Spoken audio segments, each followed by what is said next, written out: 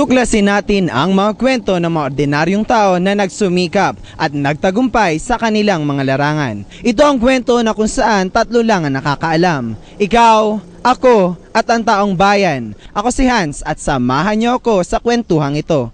Tara, magkwentuhang bayan tayo.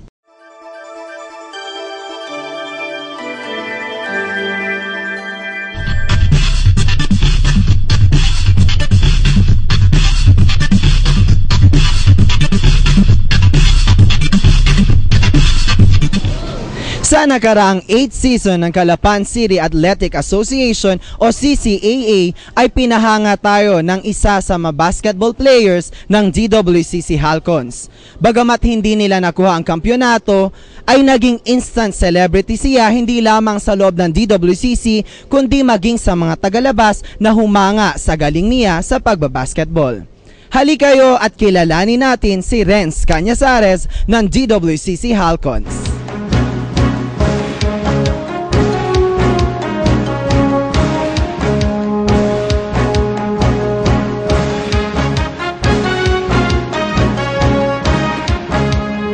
Nagsimula bilang isang batang basketbolista si Renz sa Puerto Galera kung saan siya lumaki at nahubog bilang isang manlalaro.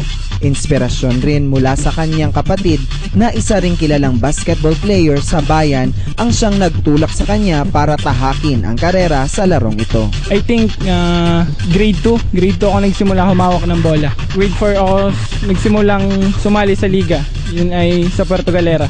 Na-motivate ako nung si kuya, yung older brother ko, ay yung napasali siya sa mga regional meet. Sinabi ko sa sarili ko, kaya ko din to. So simula nun, talaga naglaro ako ng basketball.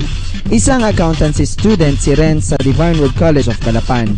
At dahil nga sa kanyang interes sa larong basketball ay napagsabay niya ang pag-aaral at paglalaro.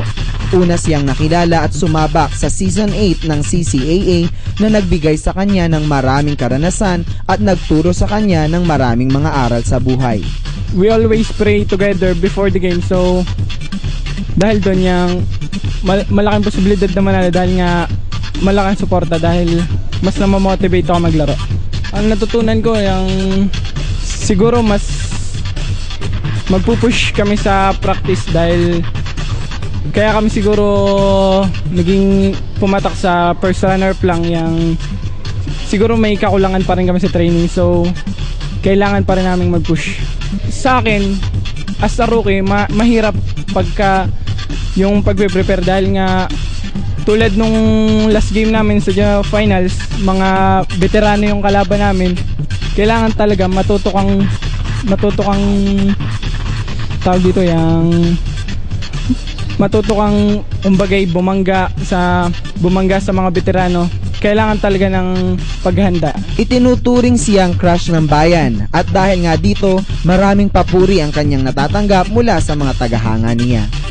Karamihan naririnig ko, ang galing niyan, dahil ang galing niyan tapos freshman lang. Siguro malayo pang maabot niyan. Ganun lang. Sa mga babae namang walang sawang tumitili sa tuwing siya ay nasa loob ng ring, heto ang kanyang sagot sa tanong kung in a relationship nga ba ang crush ng bayan. As of now, wala talaga akong girlfriend at wala muna akong balak manligaw, kasi dahil na nga siguro sa pressure na sa pag-varsity, tapos ang hirap pa rin ng course ko, so siguro itatabi ko muna yung pag-girlfriend. Buong pagpapakumbaba din siyang nagpapasalamat sa lahat ng mga patuloy na sumusuporta sa kanya at sa buong DWCC Halcons team, ganun din sa mga taong laging nagpapahayag ng paghanga at suporta sa kanya bilang isang manlalaro. Sa lahat ng mga sumuporta sa amin, kahit hindi man kami nanalo sa finals, maraming salamat at patuloy nyo po sanang suportahan ang team na to. Wag po kayo mag-alala, hindi po kami titigil sa pagtitraining para next season po. Siguro po magcha-champion na tayo. At sa DWCC community, kina Father Bar, Father Bernie, Father Roger, Father Ruega, maraming salamat po at hindi po kayo nagsawa maniwala sa team namin. Sa coach namin naman, kay Coach Jun, Coach Anthony, tsaka Coach Jojo, maraming salamat po at hindi po kayo nagsawang paalalahanan kami kahit po medyo mga pasaway ang mga players, at maraming salamat po sa mga skills na binigay niyo sa amin.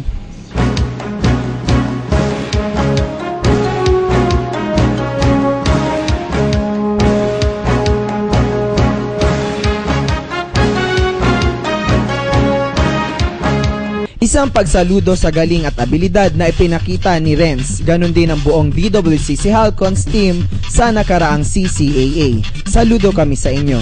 At mga kaibigan, samahan niyo ulit kami sa susunod nating kwentuhan. Marami pa tayong lugar na pupuntahan at tagumpay na pag-uusapan. Ako si Hans at Kalapeño, magtagumpay ka!